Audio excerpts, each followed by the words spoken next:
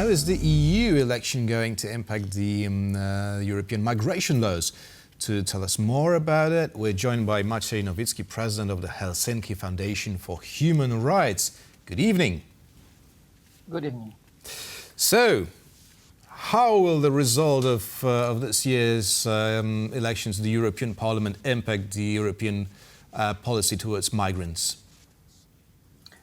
Well, it's a little bit too early to say how it will impact the European policy, though we are quite sure that there might be a change in France that is directly linked to the outcome of the elections. Because of course we know that after the elections there will be new parliamentary elections in France, and probably the far right will gain more seats. So most probably it will translate into harshening the migration policy of France.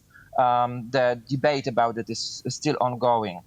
European scene, probably there is a big chance that there won't be much of a change because most probably the Grand Coalition led by the EPP will be still having a grip on the chamber. Maybe it's why I've said that it's a little bit too early to say, because maybe there will be a flirt of EPP with Giorgia Meloni and this kind of far-right groups that of course are on the rise and scored very well in the European elections. But it's not really very much likely. But the last sentence I wanted to say now is that the whole debate about the European policy is overshadowing actual practices of the European member states and their own political choices in the realm of migration that are much independent, I would say, on the common European policies. And in this regard, I don't think that much will change because of the outcomes of the European elections.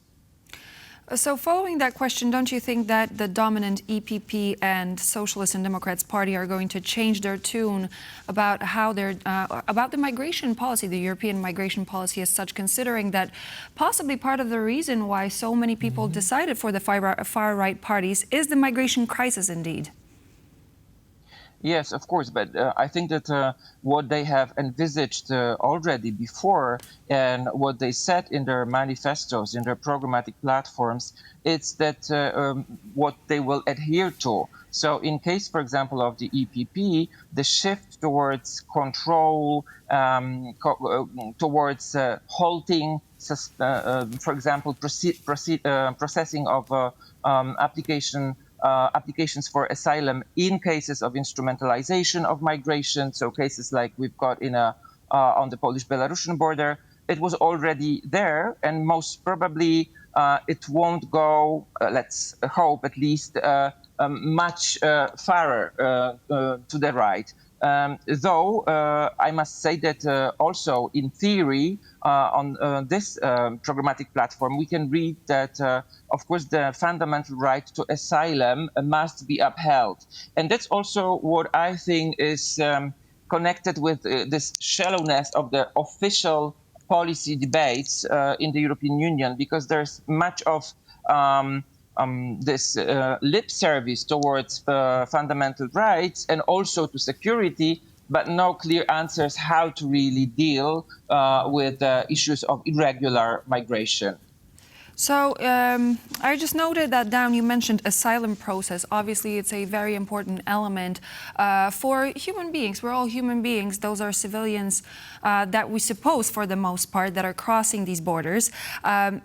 Don't you think that the asylum process is going to get a lot harder and a lot longer with such a massive influx of people coming into Europe now? I mean, only a second ago we saw our friend Marek, who brought us the numbers and who brought us the actual visual aid showing the number of routes and the numbers of people who are coming into Europe. Well, first of all, maybe yes, maybe that's going to take even longer. In some cases, in some countries, it's not that long. But what I think is the most like palpable effect.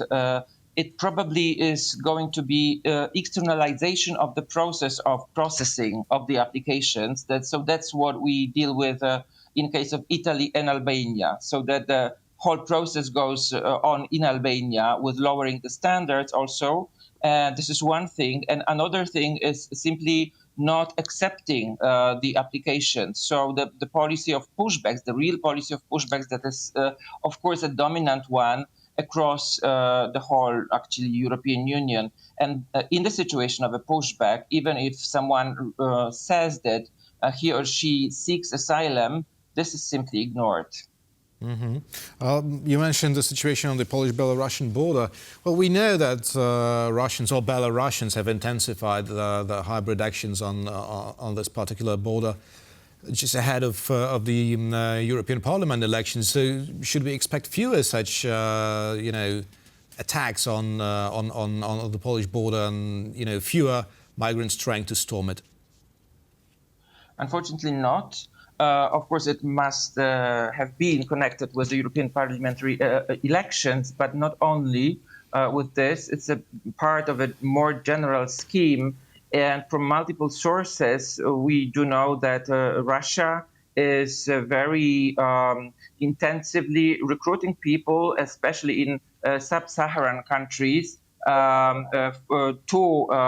massively send them to the Polish-Belarusian border. This is one thing. So we actually suspect the increase of the attempts of crossing the border, and also this is the question of those kind of violent attacks that have occurred, and of course are also part of the tactic. And those groups might be simply especially equipped and sent to escalate the situation and to destabilize the situation in the bordering European countries. So no, I can't say that fortunately we can have less of the people trying to cross the border. And also there are some other alarming signs, like, for example, this time concerning Belarus itself. Like, for example, the flights from Damascus has been just recently renewed from Damascus to Minsk. So there might be more people coming. Yeah, you use the term that Russia is recruiting people in sub-Saharan regions. That's the term we usually use when we talk about army. So that gives us a certain perspective. But how does it happen exactly? What's this recruitment about? I use this term purposely because that's what I already suggested, that part of the people are real asylum seekers. That's also one point that needs to be underlined. And it's quite many people that are really entitled to international protection. So it's not true that only migrants are crossing the Polish-Belarusian border. Part are people who wouldn't be granted asylum, but they are real migrants, and part probably are recruited to fulfill those missions of destabilizing Europe. That's what many sources suspect. That's why I use this term. But generally speaking, as for those migrants or people who really will try to seek asylum using this possibility, it's rather an inappropriate term that I used. We should rather speak about luring them to this possibility, offering them various incentives, like, for example, helps with transportation, and also depicting them this route as one which is relatively safer than the other routes. And the irony of it is that it is still a safer route. Up to the end of the last year, we've got documented around 60 deaths, fatal accidents on the Polish-Belarusian border. So that's the number of confirmed victims. Well, you cannot compare it with the number of deaths in Mediterranean. Final question, a very short one because we're running out of time.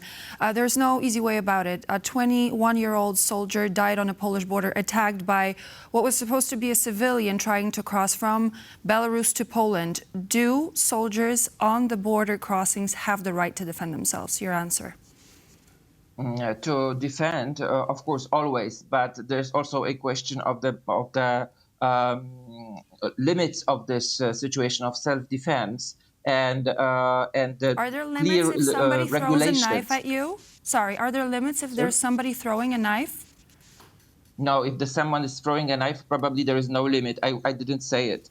But also, I think that the situations in which the physical contact, as this, so being so close, should be also avoided. And it's also the question of the safety of the soldiers that should be of the soldiers that should be secured by proper training and proper also regulations, as you said. But I'm still afraid of really like saying that over the weekend, the Ministry of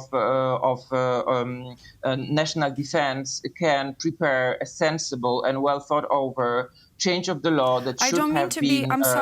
I'm sorry to interrupt you. I don't mean to be insensitive in any way, shape, or form, but we just saw the graph showing that over 57% of Poles believe that there should be definitely a way for the Polish border guards to protect themselves once they're being attacked. Unfortunately, I'm afraid our time came to an end on this interview. So thank you so much once again for joining us. Thank you so Maciej much. Nowicki, president of Helsinki Foundation for Human Rights.